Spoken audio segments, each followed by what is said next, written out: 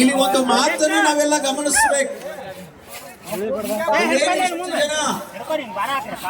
ಇವರು ಮಡಿಯಲ್ಲಿ ಅಗ್ಗಿ ಆಯುವ ವ್ಯವಸ್ಥೆಗಾಗಿ ಕಾಯ ವಾಚ ಮನಸ್ಸ ತ್ರಿಕರಣ ಪೂರ್ವಕವಾಗಿ ಈ ಸೇವೆಯಲ್ಲಿ ಅವರೇನು ತೊಡಗಿದ್ದಾರೆ.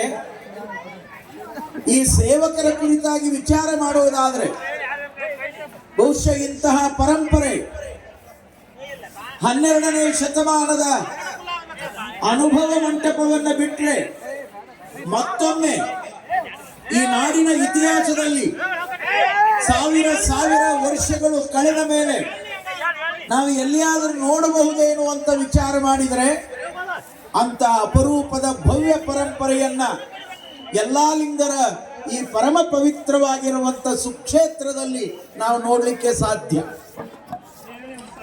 ನೀವೆಲ್ಲ ಅನ್ಬಹುದು, ಅಪ್ಪ ಅವರೇ ಅಂತದ್ದೇನು ಇಲ್ಲಿ ನಡೀತಾ ಇದೆ. ಹೌದು, ಇವತ್ತು ಇಡೀ ಜಗತ್ತು ಇದನ್ನು ವಿಚಾರ ಮಾಡಬೇಕು. ಇವತ್ತು ಮನುಷ್ಯರ ಮಧ್ಯದಲ್ಲಿ ಬೆಂಕಿ ಹಚ್ಚುವಂತ ಕೆಲಸಗಳು ಮಾನವ ಜಗತ್ತಿನಲ್ಲಿ ಒಂದು ಕಡೆ ನಡೀತಾ ಇರುವಾಗ ನಾವೆಲ್ಲರೂ ಒಂದು ಅನುಗ್ರಹದ ಬೆಳಕಿನಲ್ಲಿ ಬಾಳುವಂತವರು, ನಾವು ಒಂದಾಗಿ ಚೆಂದಾಗಿ ಈ ಮನುಷ್ಯ ಜೀವನವನ್ನ ಸಾರ್ಥಕ ಮಾಡ್ಕೋಬೇಕು ಅನ್ನುವಂತ ಅರಿವಿನ ಎಚ್ಚರಿಕೆಯ ಸಂದೇಶದೊಂದಿಗೆ ಇವತ್ತಿನ ಈ ಕಾರ್ಯ ಇಲ್ಲಿ ನಡೀತಾ ಇದೆ. ಇಲ್ಲಿ ಎಲ್ಲ ಜನಾಂಗದ ಬಂಧುಗಳು ತಮ್ಮ ತಮ್ಮ ಸೇವೆಯೊಳಗೆ ತೊಡಗಿದ್ದಾರೆ. ಅವರಿಗೆ ಸೇವೆ ಮುಖ್ಯ, ಅವರಿಗೆ ಈ ಸೇವೆಯ ಅವಕಾಶ ಮುಖ್ಯ. ಇಲ್ಲಿ ಜಂಗಮರಿದ್ದಾರೆ, ಇಲ್ಲಿ ಕುಂಬಾರರಿದ್ದಾರೆ, ಇಲ್ಲಿ ಕಂಬಾರರಿದ್ದಾರೆ, ಇಲ್ಲಿ ಹಾಲು ಮತದವರಿದ್ದಾರೆ, ಇಲ್ಲಿ ಅಕ್ಕಸಾಲಿಗರಿದ್ದಾರೆ, ಇಲ್ಲಿ ಬಡಿಗರಿದ್ದಾರೆ.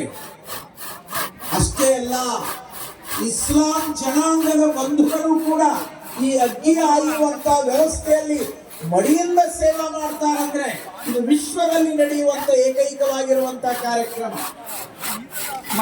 ಕಾರ್ಯಕ್ರಮ ಯಾವ ಪರಂಪರೆಯಲ್ಲಿಯೂ ಕೂಡ ನಡೆಯೋದಿಲ್ಲ.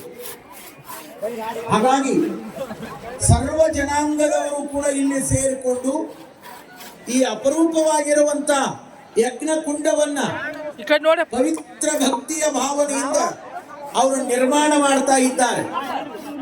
ಈಗ ತಾನೇ ನಿಮ್ಮ ಎದುರಿಗೆ ಕೆಲವು ಜನ ಸೇವಕರು ಮಡಿಯಿಂದ ಕಟ್ಟಿಗೆಗಳನ್ನು ಹೊತ್ತುಕೊಂಡು ಅವರು